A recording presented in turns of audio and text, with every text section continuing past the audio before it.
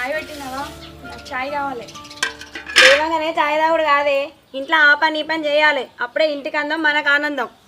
ఆ పనులు చేయాల్సింది నేను కాదు, నువ్వు. నేను ఇంటికి వచ్చింది సాక్షి చేయడానికి కాదు, పిల్లల్ని అనడానికి. పిల్లల్ని కనుడే కాదు, ఇంట్లో పనులు కూడా మనమే చేసుకోవాలి. మా ఇంటికన్నా ఈ పనులు చేయాలి. ఇక్కడ ఎందుకు చేస్తా? పోయి చాయ్ తీసుకురాపో.